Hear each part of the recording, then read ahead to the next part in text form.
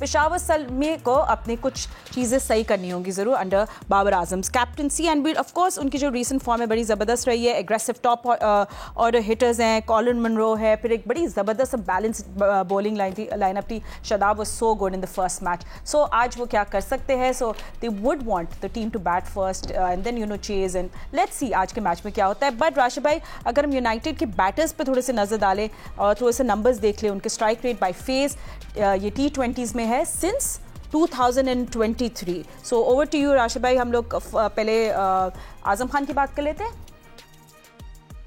नहीं, आजम की बात में करेंगे, पहले टॉप ऑर्डर की कर लेते हैं। इसमें देखिए, मैथ्यू शॉट नहीं खेले थे लास्ट गेम, वो वेरी ऑफ स्पिन भी कर लेते हैं और बैटिंग बहुत ही अच्छी बैटिंग करते हुए आए बिग बैश में। और अगर आप देखिए, हारिस अली है, हैदर अली है इनके पास, कॉलिन मनरो रिटायर, ये लीग में कमाल है। वैसे रिटायर प्लेयर इतना परफॉर्म कर रहे हैं कि ओरिजिनल प्लेयर नहीं कर पा रहे, तो थोड़ा सा डाउट होता है कि कॉलिन मनरो छोड़ चुके हैं, लेकिन सिर्फ PSL में आते हैं और थोड़ा T10 वगैरह खेल के थोड़ा हमें अपना स्टैंडर्ड और बढ़ाना पड़ेगा। ये मेरी जाती राय है।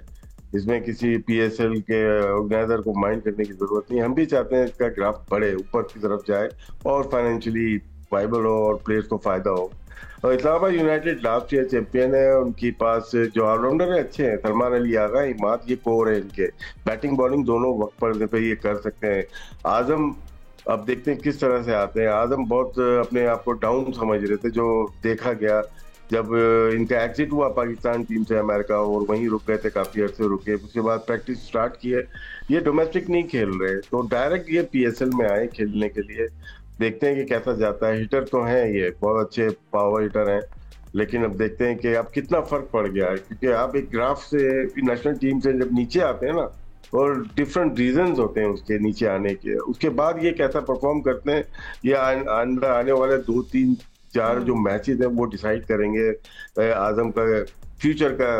नेशनल टीम का देख लें या इस्लामाबाद यूनाइटेड का कैरियर, इनको बहुत मेहनत करनी पड़ेगी। जब आप एक दफा चले जाते हैं ऐसे प्रेशर में, तो बड़ा मुश्किल हो जाता है वहां से खड़ा। लेकिन ये मोइन खान जिस तरह से अटैकिंग थे और जितने वो स्किलफुल प्लेयर थे, मेंटली टफ थे, तो आदम को भी वैसे ही शो करना पड़ेगा। एंड फवाद, आई थिंक बिल्कुल सही कह रहे हैं राशिद भाई कॉलिन मनरो के बारे में। इनकी जो एग्रेसिव अप्रोच है, ही प्रोवाइड्स अ स्ट्रॉन्ग स्टार्ट, बिल्कुल आपके मैच का मूड ही वही सेट करते हैं। It's unbelievable. एंड जस्ट आप उसके उनके नंबर्स भी देखें, इनसेन। हम वापस प्लीज ग्राफिक्स भी दिखाएं। जी फवाद। तो बिल्कुल सही कह रहे हैं। जहाँ तक कॉलिन मनरो की बात की, राशिद भाई ने बिल्कुल सही बात की, लेकिन मेरे ख्याल से आई थिंक जब ये फ्रेंचाइजी जैसे आप लाहौर में ले लें, वो डेविड वीजे को नहीं छोड़ रहे, पता नहीं उससे क्या निकालना चाह रहे हैं। कॉलिन मनरो तो बहुत बेहतर रहे उधर से, उसके हिसाब से अगर देखा जाए। और ये आई थिंक रिलेशन भी बन जाते हैं फ्रेंचाइज के साथ, और इसी तरह मनरो का भी रिलेशन बन चुका है आई थिंक इस्लामाबाद के साथ और लाहौर के साथ, ये वीजे का बन चुका है। तो आई थिंक उसकी वजह से भी जो है ये लोग टीम में लेते हैं। लेकिन बात यही होती है कि जब वो खेलते हैं, वो परफॉर्म करते हैं, वो डिलीवर करते हैं। तो आई थिंक मैं कहीं ना कहीं, जैसे हम बात करते हैं कि फ्रेंचाइज जीतने के लिए खेलती है, तो आई थिंक वो यही सोचते हैं कि यार व्हाई नॉट कि हम किसी नए को खिलाएं, वो डिलीवर नहीं करे, ये कम से कम डिलीवर तो कर रहा है हमारे लिए। तो शायद वो इसलिए उसके साथ जाते हैं, कॉलिन मनरो के साथ।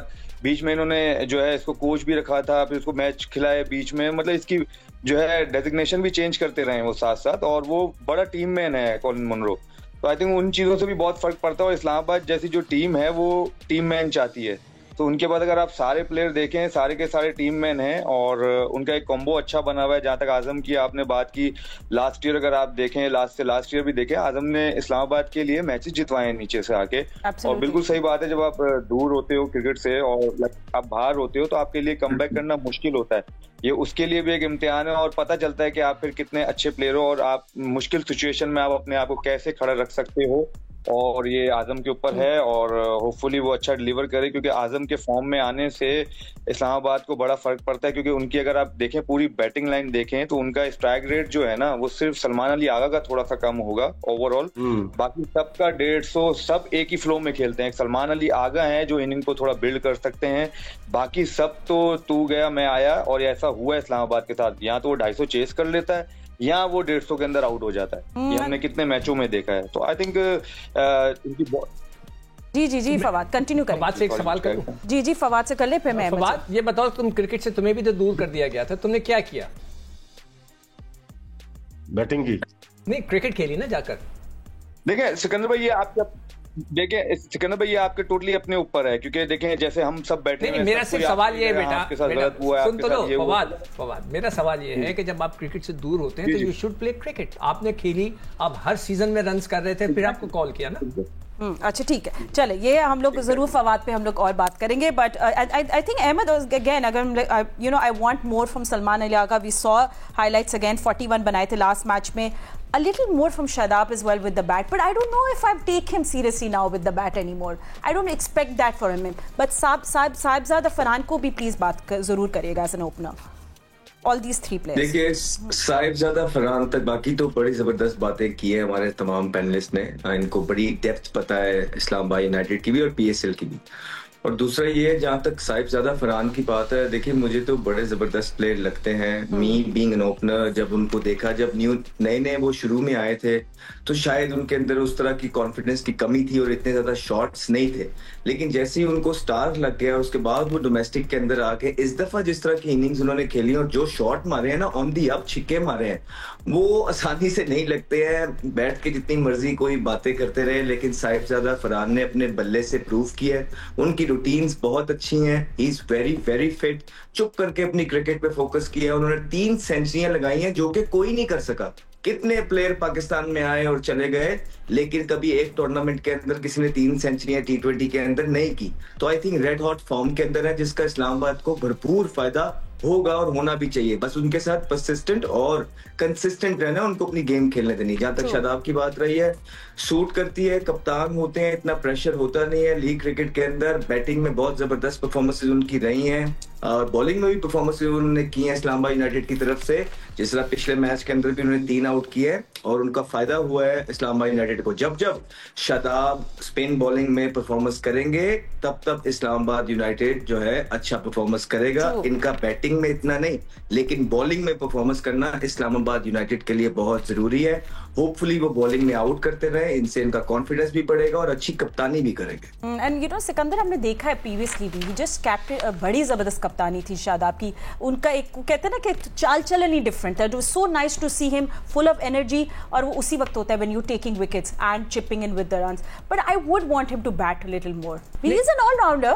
देखो शादाब का जो सबसे मुझे जो उसमें फुर्ती थी बड़ी ग्राउंड के अंदर, उसकी उनकी फील्डिंग, आउटस्टैंडिंग फील्डिंग। वो हर जगह कैच पकड़ते हुए, इंडिया के खिलाफ जो मैच हम जीते थे वो मुझे आज तक याद है, उसने जो जबरदस्त कैचेस पकड़े, ही वाज वेरी एक्टिव। मगर सडनली उनकी बॉलिंग पे असर आया, वो अपने आप को ऑलराउंडर कंसीडर करने लगे, ऊपर जाके बैटिंग करने लगे। हमने कई जगह देखा कि जो बैट्समैन है, इफ्तिखार जैसे बैट्समैन या दूसरे आसिफ अली था, कुछ दिल था, इनसे ऊपर जाने लगे वो। और उनको ये चीज़ उनको नहीं करनी चाहिए थी। वो अपनी जगह पे रहते कि छोटी इनिंग खेलें, तेज खेलें, वो ज़्यादा बेहतर रहती है, ना कि आप ऊपर चले जाएं और फिर आप ना कर सकें तो फिर हम जैसे लोग बैठ के फिर आपको बोलेंगे ना कि जी आपने ऊपर जाके क्या किया। उन्हें कॉन्सेंट्रेट करना चाहिए अपनी बॉलिंग के ऊपर। उनकी bowling is very very very important. हमें स्पिनर्स की ज़रूरत है पाकिस्तान को। अगर आपकी रिदम आ जाता है, फॉर्म आ जाता है, यू आर मतलब आप हमेशा खेलते हो, तो वो बहुत इंपॉर्टेंट होगा पाकिस्तान के लिए। सही है। एंड जबरदस्त बात की है सिक्कू भाई, बहुत अच्छी बात की है। एक्सीलेंट। आई लाइक हमारे एनालिस्ट एक ही दूसरे को अप्रिशिएट करते रहते हैं। लवली। हम लोग सब हम सब एक दूसरे के फैन हैं। देखा, हमें किसी और की जरूरत नहीं है। बट राशिद भाई, चले ज़ल्मे के फैन कौन है, let's talk about that. Zalmi batters पे हम लोग बात कर लेते हैं, थोड़ी टैक्टिकल आउटलुक पे डाल लेते हैं।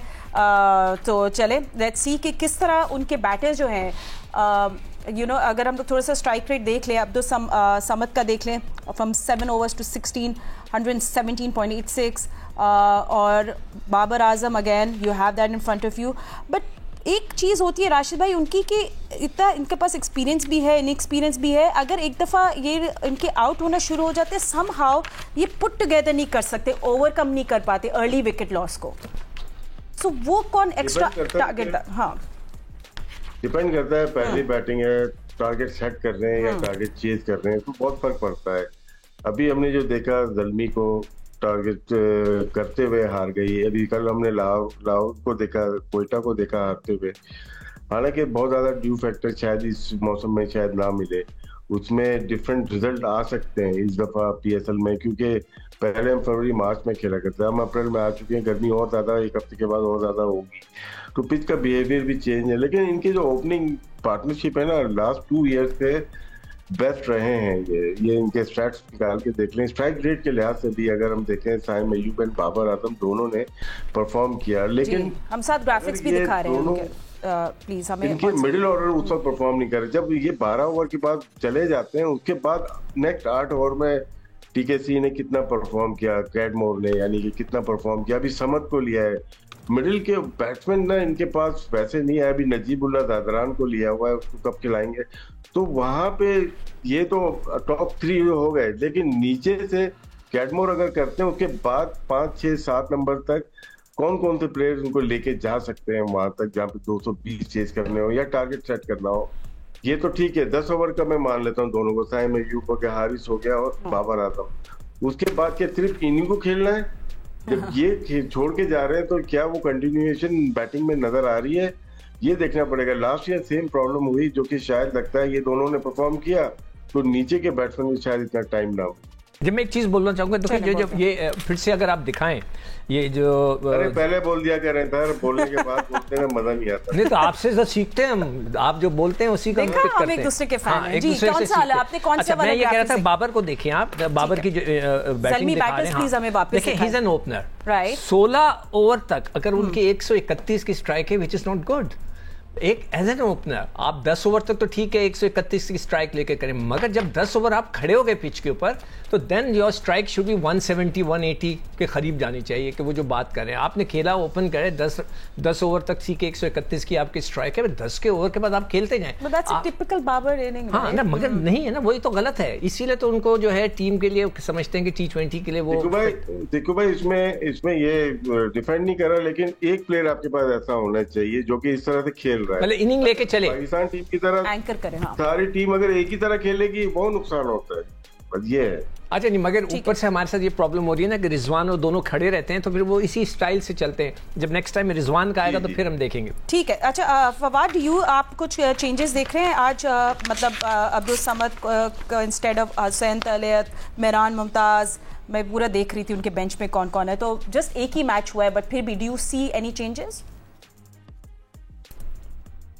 पहली बात तो ये अब्दुल समद है कौन, मुझे तो ये नहीं पता।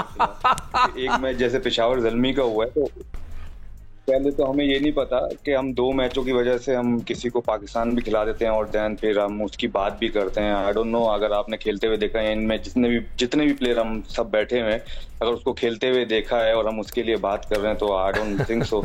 मुझे समझ नहीं आती कि हम उसके लिए बात भी कर रहे हैं, क्योंकि अभी तो उसने कुछ खेला ही नहीं है, अभी तो उसका पता ही नहीं है कुछ कि वो करता क्या है। आपके 1:40 पे आपने 2 मिड विकेट छक्के मारने पे आपने उसको प्लेयर बना दिया, ये बहुत मुश्किल है। हम जो है कंपैरिजन कर रहे हैं बाबर आजम की, या हम बात करते हैं साइम अय्यूब की, या हम बात करते हैं जो कैडमोर की बात कर रहे हैं, उसके बीच में अब्दुल समद का हम डिस्कस करें, आई डोंट थिंक सो। मुझे तो नहीं लगता कि, क्योंकि मैं उसको जानता भी नहीं हूँ फिलहाल, ना मैंने उसको खेलते हुए देखा है। फवाद सॉरी मैं इंटरप्ट कर रहा हूँ, आपको स्ट्राइक फोर्स का पता है? स्ट्राइक फोर्स का पता है? नहीं सर, बोले। स्ट्राइक फोर्स का पता है? पाकिस्तान ने एक स्ट्राइक फोर्स बनाई हुई है।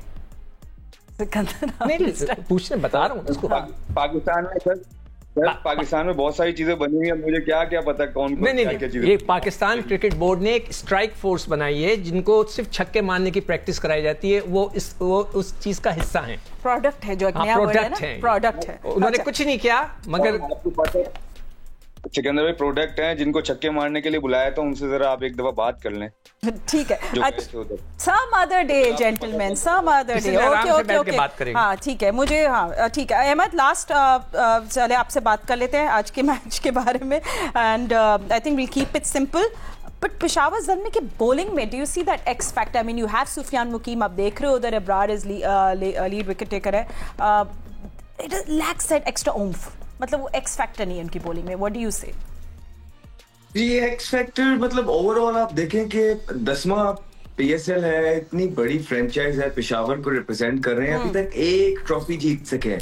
और अगर आप इनकी मैनेजमेंट में लोग देखेंगे जिस तरह हाजी अकरम साहब हैं, वो पिछले मेरे ख्याल से 8-9 साल हो गए उनके साथ हैं। फिर देखें आप, हमारे पाकिस्तान क्रिकेट के जिनको ग्रेट कहा जाता है, लेजेंड जमामुल हक भी मुंसलिक हैं, अब तो शायद और भी लोग आ गए हैं उनके साथ, तो कुछ उस तरह के रिजल्ट प्रोड्यूस कर नहीं रहे हैं हाजी साहब वगैरह, ये सारे लेजेंड बैठ के वही बैटिंग के अंदर गलतियां देखने को मिल रही हैं, वही जो बैठ के वो टीवी में बैठ के क्रिटिसाइज करते थे, जिन चीजों पे जो गलतियां पकड़ते थे वही गलतियां तो उनके प्लेयर अभी भी कर रहे हैं। तो हम उम्मीद कर रहे हैं अभी एक मैच हुआ है कि जो हम उनके लेजेंड्स बैठे हुए ड्रेसिंग रूम में उनके बल्लेबाजों से बात करें और परफॉर्मेंस निकालें। और दूसरा, आई थिंक इट्स टाइम के थोड़े से क्वेश्चन हाजी साहब से भी होने चाहिए, अकरम भाई से भी होने चाहिए। बड़ा जबरदस्त उन्होंने 8-9 साल का अपना सफर इनका ऑलरेडी गुजारा हुआ है पेशावर ज़ल्मी के साथ। नाउ इट्स टाइम के थोड़ी सी अकाउंटेबिलिटी अब थोड़ा सा ऊपर भी आना चाहिए, क्योंकि शील्ड बनाने से कुछ नहीं होगा, क्योंकि मेन शॉट्स आप लेते आए हैं, बड़े अरसे से आपने लिए हुए, अब आगे आप भी अगर लोग रख रहे हैं तो आप पीछे हो जाते हैं। इस तरह पीसीबी करता है, वो मेंटोर रख लेता है, खुद पीछे हो जाता है। तो आई थिंक ये 3-4 लोग हैं, अब थोड़ा सा उनकी तरफ भी जाना है कि वो किस तरह कॉम्बिनेशन बना रहे हैं। ठीक है, ओके, ठीक है। I think we lost you there for a moment Ahmad, but thank you so much gentleman, आप सब ने हमें ज्वाइन किया and we hoping to for a good match, maybe things turn around for Peshawar Zalmi.